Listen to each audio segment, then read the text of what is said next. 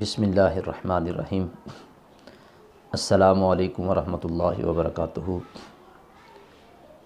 آج میرے ایک بھائی نے سوال کیا ہے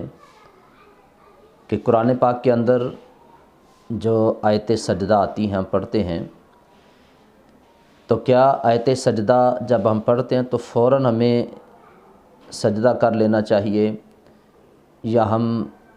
آیت سجدہ پڑھنے کے بعد کسی وقت بھی اس سجدے کو کر سکتے ہیں، یعنی اس مجلس کے بعد فوراً کریں، یا ایک دو دن گزر جاتے ہیں یا چند دن گزرنے کے بعد ہم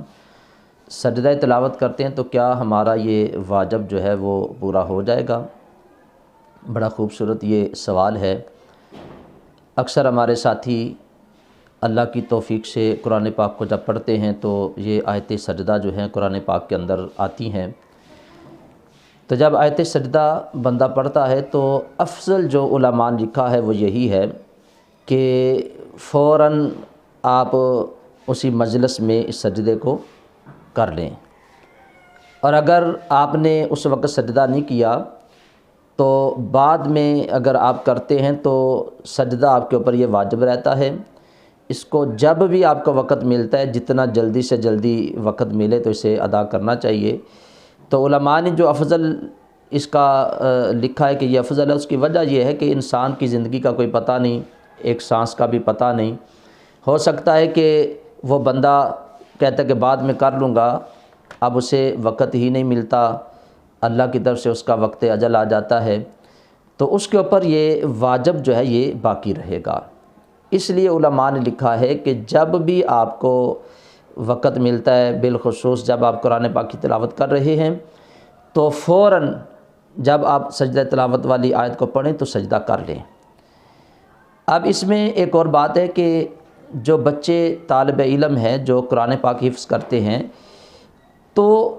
ان کے لیے کیا حکم ہے کہ جب وہ آیت سجدہ تلاوت کرتے ہیں، یاد کرتے ہیں، تو کئی بار اس کو پڑھتے ہیں، تو کیا جتنی بار وہ پڑھیں گے اتنی بار ان کو سجدہ کرنا پڑے گا؟ تو اس میں جو علماء نے مسئلہ لکھا ہے وہ یہی ہے،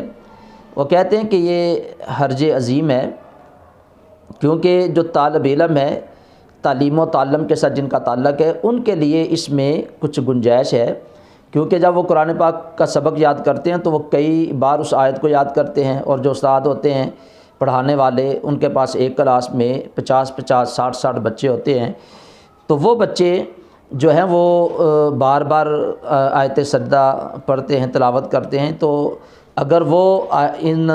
کے اوپر سجدہ کریں گے تو پھر تو سارا دن وہ سجدے کرتے رہیں گے۔ تو علماء نے لکھا ہے کہ یہ حرج عظیم ہے۔ مثال کے طور پہ اگر بندہ ایک حالت سے دوسری حالت میں جاتا ہے،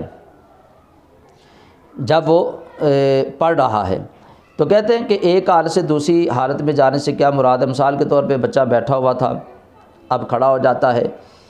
کھڑا تھا تو وہ اپنی جگہ سے کسی دوسری جگہ پہ چلا جاتا ہے، بیٹھا تھا تو لیٹ جاتا ہے، یا تلاوت چھوڑ کے وہ کھانا پینا شروع کر دیتا، پھر وہاں سے شروع کر دیتا ہے، تو یہ ایک حرج عظیم ہے۔ تو کہتے کہ تعلیم و تعلم کے اندر اس چیز کی معافی ہے۔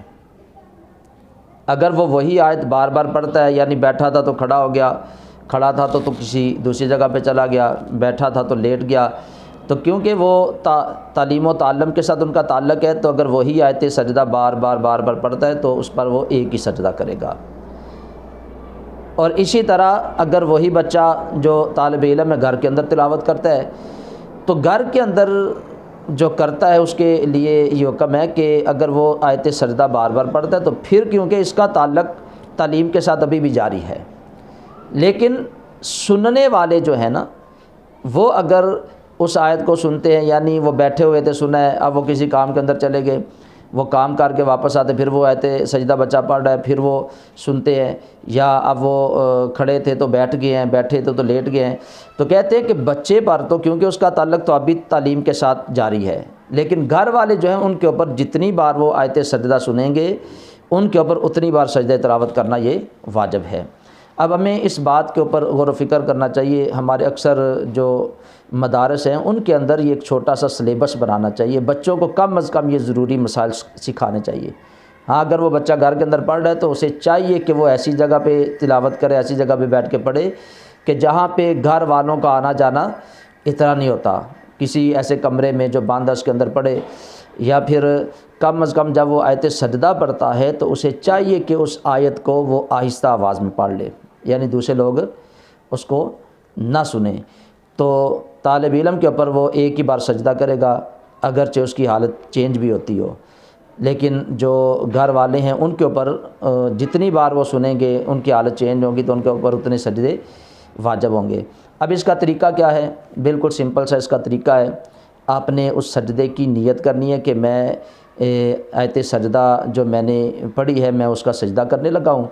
تو آپ نے نیت کرنی ہے، تو اس کے لیے آپ نے کسی پاک جگہ پہ، جو نماز کی شرائط ہیں وہ ساری شرطیں ہیں، یعنی جگہ بھی پاک ہونی چاہیے، لباس بھی پاک ہونا چاہیے، اور آپ کا وضو بھی ہونا چاہیے۔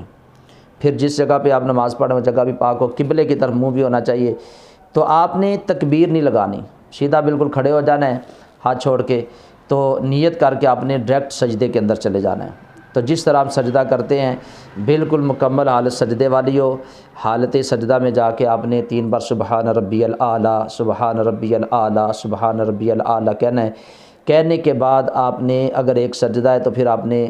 جو ہے وہ سلام پھیر کے نماز سے باہر نکل جانا ہے، اور اگر سلام نہ بھی پھیریں تو پھر بھی اس میں کوئی حرج نہیں۔ تو اگر آپ کے زیادہ سجدے ہیں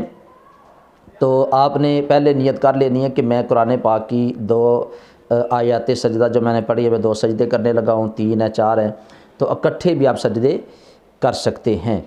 تو اس میں یہ آپ نے بات ذہن کے اندر رکھنی ہے کہ جس طرح نماز کی شرطیں ہیں ایسے ہی سجدہ تلاوت کے لیے بھی ہم پاک اور صاف ہوں گے تو ہمارا سجدہ تلاوت ہوگا۔ تو جتنا جلدی سے جلدی ہو تو جلدی کرنا یہ افضل ہے،